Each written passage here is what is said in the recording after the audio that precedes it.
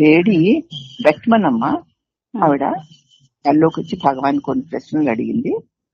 ఆ ప్రశ్నలు అడగడంలో స్వామి చెప్తూ మేల్కొని ఉన్నప్పుడు కంటే నిద్రలోనే నేను నాకు దగ్గరగా ఉన్నానా అన్న అంశాన్ని గురించి మాట్లాడుకుంటున్నారనమాట. మెలకువలో కన్నా గాఢ నిద్రలోనే వ్యక్తి శుద్ధ చిత్తుకి ఎక్కువ సన్నిహితమని పలుమార్లు చెప్పబడుతూ ఉంటుంది కదా అని ఆవిడంది. అంటే భగవాన్ అన్నారు, మేల్కొన్నప్పటికంటే నిద్రలోనే నేను నాకు దగ్గరగా ఉన్నానా అని అడగచ్చు మీరు. అయితే ఆత్మ శుద్ధ చైతన్యం దానికి ఎవ్వరూ ఎన్నడూ దూరంగా ఉండలేరు. ఇక్కడ ఆత్మ అంటేనమ్మా నేను అని అర్థం చేసుకోవాలి ప్రతి చోట. నేను అనేది శుద్ధ చైతన్యం, దానికి ఎవ్వరూ ఎన్నడూ దూరంగా ఉండలేరు. ద్వైతభావం ఉంటేనే నీ ప్రశ్న వీలవుతుంది. ఆత్మ కంటే అన్యంగా నాకంటే అన్యంగా నేనున్నాను అన్న ద్వైత భావన ఉంటే నీకు ఈ ప్రశ్న వీలవుతుంది. శుద్ధ చిత్తులో ఎట్టి ద్వైత భావము ఉండబోదు. ఎందుకంటే ఉన్నదే అది. దానిలో ద్వైత భావం వచ్చిందంటే దానికంటే వేరుగా నేనున్నాను అన్న ఒక భావనకి ఉంటుంది. అది నిద్రపోయేది, కలగనేది, మేల్కొనేది ఒక్క వ్యక్తే. జాగ్రత్త అవస్థ సుందరము, ఆసక్తికరము అనుకుంటున్నారు మీరు. అట్టి అనుభవం లేనందువల్ల నిద్ర మందగతి అనిపిస్తోంది మీకు. ఈ పై చర్చకి ముందుగా ఒక విషయం మనకు ముందు స్పష్టం అవ్వాలి. నిద్రలో నువ్వు ఉన్నావని నువ్వు ఒప్పుకుంటున్నావు కదమ్మా అన్నారు భగవాన్. అప్పుడు ఆ భక్తురాలు అవును ఉన్నానండి అంది. మరి ఇప్పుడు మేల్కొన్నప్పుడు ఉన్నది కూడా నువ్వే కదా అన్నారు. అంటే అవునండి అంది ఆవిడ. మహర్షి అన్నారు, కనుక నిద్ర జాగ్రత్తలకు అనుస్యూతంగా అంటే కంటిన్యూటీ ఉంది అన్నమాట. నిద్రకి మెళుకులకి ఒక కంటిన్యూటీ ఉంది. అంటే అప్పుడు నువ్వు ఉన్నావు, ఇప్పుడు నువ్వు ఉన్నావు. అంటే నిద్రకి మెళుకుకి ఒక కంటిన్యూటీ అంటే అనుస్యూతంగా ఉంది. ఒకటి ఆ అనుగమం ఎలాంటిది? అది కేవలము శుద్ధ ఉనికి, ఎప్పుడు ఉన్నది, సదా ఉన్నది, మార్పు లేనిది, స్వచ్ఛమైనదైన శుద్ధ ఉనికియే. అంటే మన నిజమైన ఆత్మస్వరూపం. ఆ రెండు అవస్థలకి భేదం ఒకటి ఉంది మళ్ళీ. ఎందుకంటే నువ్వు ఇలాగా నిద్రలో ఉన్న అనుభవాలు వేరు, మెలకువలో ఉన్న అనుభవాలు వేరు. మెలకువ కంటే నిద్ర మొద్దుతనము, మెలకువ అయితే యాక్టివ్ గా ఉంటాము అని అంటున్నావు కదా. ఎందుకంటే ఆ రెండో అవస్థలకి భేదం అవుతుంది. ఏమిటంటే దేహము, జగత్తు, విషయాలు మొదలైనవి సామాన్యంగా మెలకువలో మనకి కనిపించి నిద్రలో లేకుండా పోతున్నాయి. అందరి అనుభవం అదే కదమ్మా. దేహము, లోక విషయాలును ఇవన్నీ సామాన్యంగా మెలకువలో అందరికీ కనిపిస్తుంటాయి, నిద్రలో లేకుండా పోతాయి అన్నారు భగవాన్. అప్పుడు ఆ భక్తురాలు, కానీ నిద్రలో నాకేం తెలియదు కదా భగవాన్ అంది. మహర్షి అన్నారు, నిజమే, దేహ జగద్భావనలు అందులో ఉండవు కదా. నిద్రలో నాకు దేహం ఉంది, ఇదిగో ఈ జగత్తు తెలియబడేటువంటి జగత్తు ఉంది, దానిలో అనేక విషయాలు ఉన్నాయి అన్న భావనలు నిద్రలో ఉండవు. కానీ ఇప్పుడు నిద్రలో నాకేమీ తెలియదు అని అనడానికి నిద్రలో నువ్వు ఉండి ఉండవలసింది. అంటే దేహద్భావనలు నిద్రలో ఉండవు, గాని నువ్వు లేకపోలేదు, ఉండవు. అప్పుడు ఇవి ఉండవు, ఈ భావాలు. అది కాబట్టి నిద్రలో నాకేమీ తెలియలేదు అని దాని గురించి ఇప్పుడు చెప్పేది ఎవరు? ఇప్పుడు మేల్కొన్న వ్యక్తే కదా. నిద్రపోతున్నవాడు అలా అనలేడు. అంటే ఆ వ్యక్తి ఎవరైతే తన స్వరూపమైన ఆత్మను దేహంతో తాదాత్మ్యం చేయించుకుంటున్నాడో ఆ వ్యక్తి నిద్రలో చైతన్యము లేదు అంటాడు. వాడే అంటాడు, వెలుగులోకి వచ్చి దేహంతో తాదాత్మ్యం పొందిపోయి నాకు నిద్రలో చైతన్యం లేదు అంటాడు. నీవు దేహాన్ని అని అనుకుంటున్నావు కనుకనే నీ చుట్టూ నువ్వు జగత్తును చూస్తావు. ఎవరైనా సరే మన చుట్టూ మనకి జగత్తు కనిపిస్తోంది అంటే నేను దేహాన్ని అని అనుకుంటేనే కనిపిస్తుంది. మెలకువలో సరము, సుందరము, సంతోషప్రదము అంటున్నావు కదూ. నిద్ర నీకు మాంద్య స్థితిలాగా కనిపిస్తుంది, మొద్దుతనంలాగా కనిపిస్తోంది. అయితే ఎందుకు అలా కనిపిస్తోందంటే నువ్వు అక్కడ వ్యక్తిగా లేవు గనక. అలాగే అందుకే విషయాలు కూడా లేవు. కానీ యథార్థం ఏమిటంటే స్థితి అంటే ఉనికి అంటే ఉండడము. ఆ 3 అవస్థల్లోనూ అనుస్యూతంగా ఉండనే ఉన్నది. వ్యక్తి విషయాలు అలా లేవు కదా. నేను అన్న ఒక వ్యక్తిను అతని చేత తెలియబడే విషయాలు 3 అవస్థల్లోనూ సమానంగా లేవు కదా. లేవమ్మా. 3 అవస్థల్లోనూ సమానంగా ఉన్నదేమిటి? స్థితి అంటే ఉండడం. అంటే నువ్వు అవస్థలో ఒక్కొక్క అవస్థలో ఒక రకమైన మార్పులు జరుగుతూ పోతున్నాయి. కానీ నువ్వు వాటిని గుర్తిస్తూ వాటికి ఉనికిగా నువ్వు ఉంటూ వాటిని గుర్తిస్తూ ఉన్నావు అన్న అర్థం వచ్చేలాగా చెప్పారు భగవాన్. అప్పుడు ఆ భక్తురాలు అవును అంది. మహర్షి అన్నారు, ఏది అనుస్యూతమో అది శాశ్వతం కూడాను. అవస్థలన్నిటి యందు కూడా దండలో దారంలాగా ఉందో అది శాశ్వతమైంది. ఈ విరణములనేవి వచ్చిపోతూ ఉండేవి, రకరకాలుగా మారుతూ ఉండేవి, అవి తాత్కాలికాలు అని తెలుసుకోవాలి. అంటే మెలకువ, నిద్ర, కళ వంటివి రకరకాలుగా మారుతూ ఉంటాయి, వచ్చిపోతూ ఉంటాయి కాబట్టి అవి తాత్కాలికాలు అని. అవి ఎన్ని వచ్చి ఎన్ని రకాలుగా మారి వెళ్లిపోతున్నా వాటన్నిటి యందు నేను అనేటువంటి ఉనికి శాశ్వతమని మనం తెలుసుకోవాలి. అర్థమైందా? అయ్యిందమ్మా. అప్పుడు ఆ భక్తురాలు అవును అంది. ఇప్పుడు మహర్షి కాబట్టి కేవల స్థితి శాశ్వతం అన్నమా. అప్పుడు అదొక్కటే ఉంది, దాని ఎందుకు ఇవేవి ఇలా వచ్చి వెళుతున్నాయి అంతే. కేవల స్థితి శాశ్వతము. కానీ జగత్తు ఈ శరీరాలల్లా శాశ్వతాలు కావు. అవి నిత్య స్థిరాలైన సచ్చిత్తులనే తెర మీద క్షణంలో కనిపించి మాయమయ్యేటువంటి ఛాయలు. అవి ఎలాంటి నిత్య స్థితమై ఉన్న శాశ్వతమైన ఉండుట ప్రకాశించుట అనేటువంటి నీ స్వరూపమందు ఆ తెర మీద క్షణకాలము తోచి మాయమయ్యేటువంటి ఛాయల వంటివి. అప్పుడు ఆ భక్తురాలు అంటుంది, వారిని పరస్పరం పోల్చి చూస్తే జాగ్రత్త కన్నా సుషుప్తి శుద్ధ చైతన్యానికి దగ్గరగా ఉందా అని అడిగింది. ఎందుకంటే జాగ్రత్త అవస్థలో అనేకత్వాలు ఉండడం, దానివల్ల రాగద్వేషాలు, ఇష్టాలు, కష్ట సుఖాలు ఉండడం జరుగుతుంది కదా. దానివల్ల బాధలు, సంతోషాలు లాంటివి కలుగుతున్నాయి కదా. మరి నిద్రలో అయితే అవి ఏమీ ఉండడం లేదు కాబట్టి జాగ్రత్త సుషుప్తే శుద్ధ చైతన్యానికి దగ్గరగా లేదు అంది ఆవిడ. అప్పుడు మహర్షి ఒక విధంగా ఉంది. నిద్ర నుండి జాగ్రత్తకి వస్తున్నప్పుడు నేను అన్న ఆలోచన ప్రారంభం అవ్వాలి. ఆ ఆలోచన ప్రారంభమైతేనే దాన్ని జాగ్రత్త అంటారు. ఎప్పుడైతే ఆ ఆలోచన ప్రారంభమైందో అప్పుడు మనస్సు ప్రవృత్తమవుతుంది.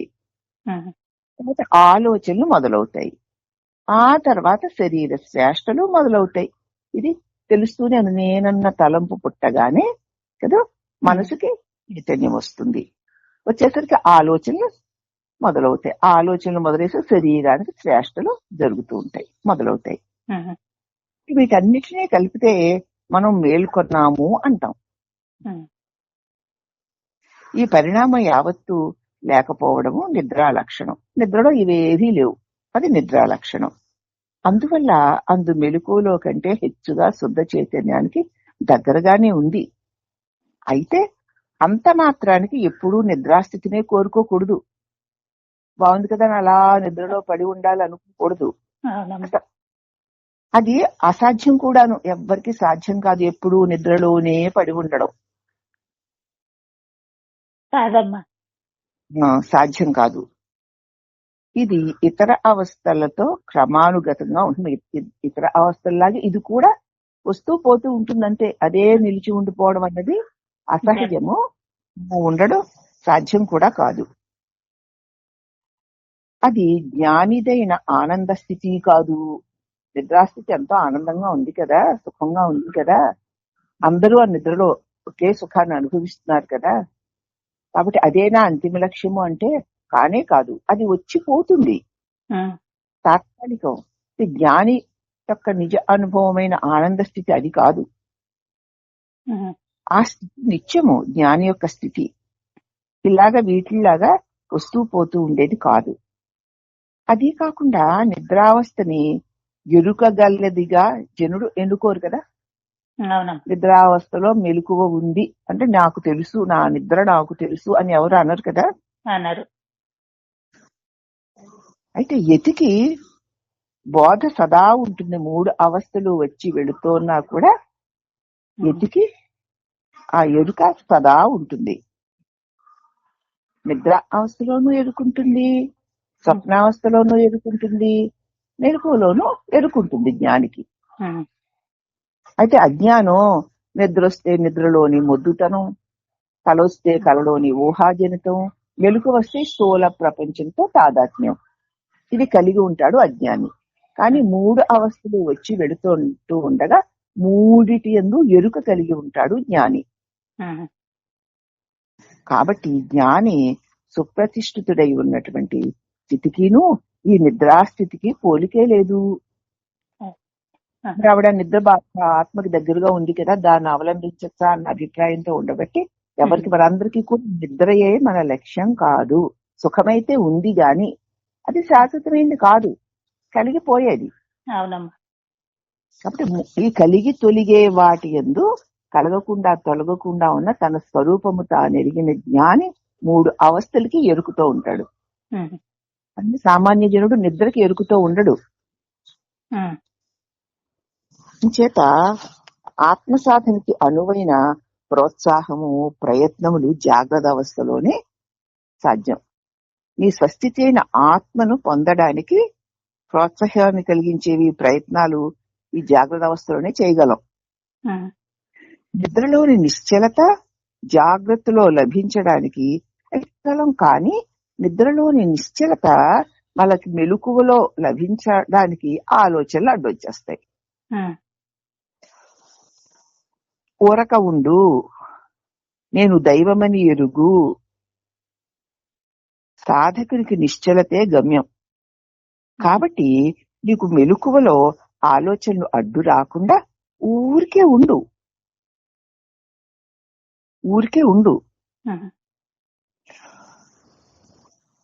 నేను దైవముని అని ఎరిగి ఉండు. ఆ ఎరిగి ఉండుటే సాధకుడికి నిశ్చలత. ఆ నిశ్చలతే సాధకుడి గమ్యం కూడా. ఒక్క ఆలోచన అయినా సరే, ఏ క్షణకాలమైనా సరే నువ్వు నిలపగలిగితే లక్ష్యమైన నిశ్చలతా మార్గంలో నువ్వు ఎంతో ముందుకు వెళ్ళడానికి అది ఉపయోగపడుతుంది. ఏ ఒక్క ఆలోచనైనా సరే నువ్వు క్షణకాలమైనా నిలుప ప్రయత్నిస్తే లక్ష్యమైన నీ నిశ్చలత ఈ మార్గంలో నువ్వు ఎంతో ముందుకు సాగడానికి ఉపయోగపడుతుంది. అంటే ఒక్క క్షణం తలంపులు లేకుండా ఉండడం.